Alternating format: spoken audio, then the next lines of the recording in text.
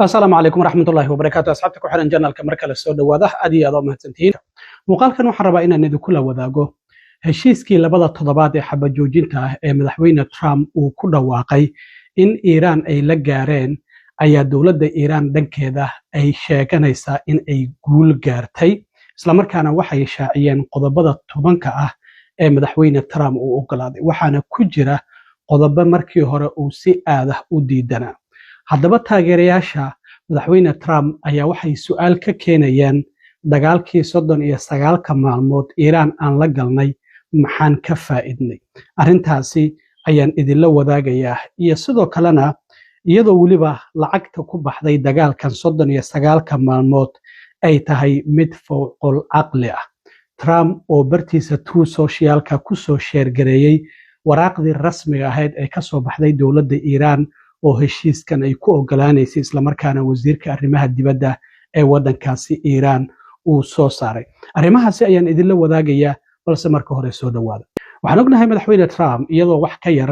2 saacadood ay ka harsan tahay xilligii hanjabaadiisii ahayd in uu duqeyn doono goobaha korontada iyo buundooyinka wadanka Iiraan ayaa waxa uu hal mar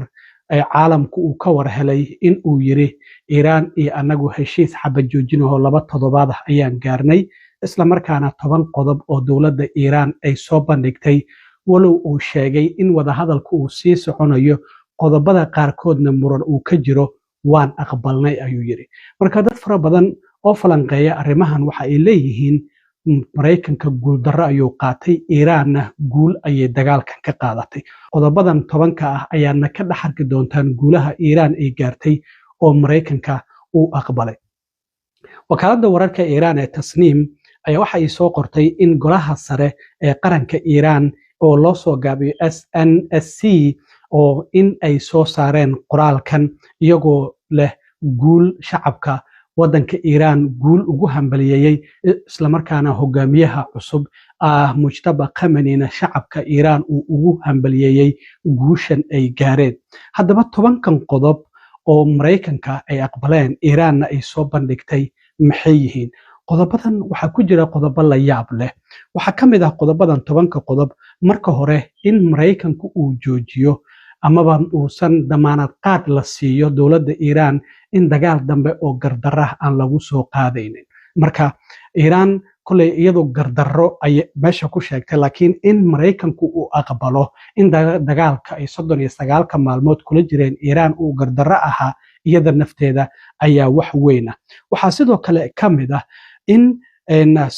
Iiraan sii wado in ay maamusho marinka Hormuz arrintaasina waa arrin kale Trump waxyaabaha uu ka seexan waayay waxa ay tahay marinkaasi Hormuz oo xiran haddii saaxiibadiisii NATO xitaa uu u qayliyana ay yiraahdeen warniyahu dagaalku waa kuwa kaliya gacan kuguma siin karno maxaa yeelay 20% shidaalka caalamka isaga goosha marinkaasi ayuu soo maraa Iiraanna waxa ay bilowdaba maraakiibta wadamada ay saaxiibka la tahay in ay u ogolaato kuwa kalena lacag 2 milyan ay ka qaado laakiin Iiraan dagaalkan waxyaabaha ay ka faa'iiday waxa kamid ah Mareykan markii hore waliba biyahooda uu ku yaalo in la iska mari jiray laakiin hadda waxa ay bahashay bay leedahay Trump waa mahadsan tahay il dhaqaale oo naga qarsoonay ayaad noo furtay marinka Hormuz markii hore Iiraan aysanba ku tala jirin la wareegidiisa awood iyo waxyaabahaasi hadda waxa ay leedahay loo ogolaaday in Iiraan ay sii maamusho gacan ku haynta marinka Hormuz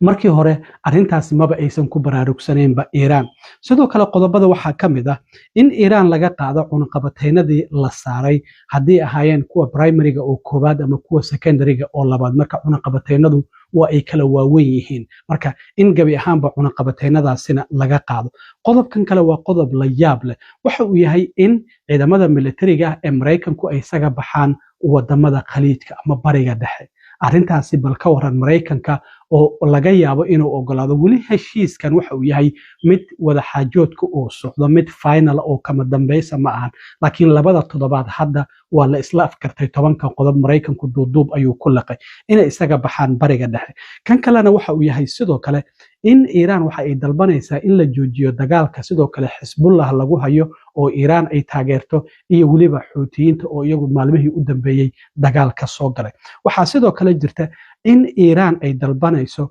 dhammaanba lacagihii horey looga xanibay in loo soo fasaxo waxyaabaha ay dalbanayso ayay ka mid yihiin. waxaa sidoo kale ka mid ah in qaraaradii golaha ammaanka ee qaramada midoobay horey ay u soo saareen oo Iiraan lagu cambaareynayay gebi ahaanba meesha laga saaro, iyo hay-adda kormeerta arrimaha nuclearka oo la yiraahdo International Atomic Energy Agency oo IAEA loo soo gaabiyo, in iyaduna mar dambe aysan soo kormeeri karin goobaha nuclearka ee Iiraan. qodobka kaloo la yaab kale waxa uu yahay in Maraykanku uu ogolaaday in Iiraan ay sii wadato bacriminta uraniumka. markii hore Trump waxa uu yiri sababta aan u weerarnay waxa ka mid ahaa Iiraan waxa ay qarka u saarneed hub nuclear ah in ay samaysato. sidaas darteed ayaa waxa uu leeyahay hadda Iiraan marka waxaba loo ogolaaday uraniumkeeda in ay sii bacrimiso. arrintaasina waa arrin kale oo la yaab leh.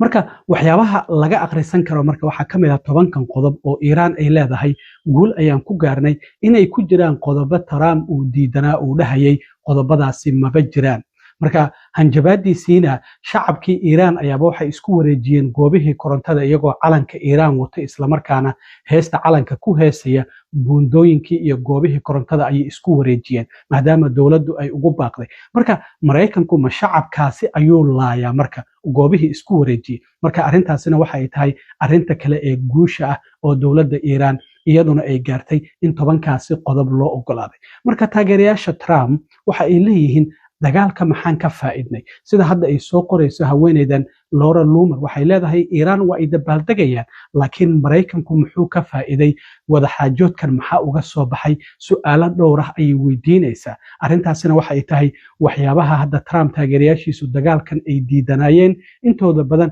kuwii ku taageersanaana hadda waxa ay ka soo horjeesteen Trump heshiiskan uu qaatay islamarkaana Iiraan uu la gaaray, oo inta badan ay leeyihiin Iiraan ayaa dan ugu jirtaa laakiin Maraykanka wax dan ah uguma jirto. marka ugu dambeyntii Trump waxa uu muuqdaa in dagaalka looga guuleystay maadaama 39 maalmood uu socday. hadda lacagta ku baxday oo Maraykanka uga baxday waxa la leeyahay waa 44 bilyan oo dollar. arrintaasi oo hadda khilaaf weyn uu ka taagan yahay lacagtaasi Maraykanku xaguu ka keenay, Congress-kuna su'aalo badan ay iska weydiin doonaan. marka muuqaalka xiga waxaan idinkula wadaagi doonaa 2 maalmood oo u dambeeyay Trump hadallada hanjabaadaha ee kala duwan ee caayda iyo aflagaadada iyo ilbaxnimo ayaan baabi'in doona uu dhahayay. waxaa soo baxayay labada xisbi in gaar ahaan Congress-ka qaarkood oo waliba Republican iyo Dimuqraadiyiin isugu jira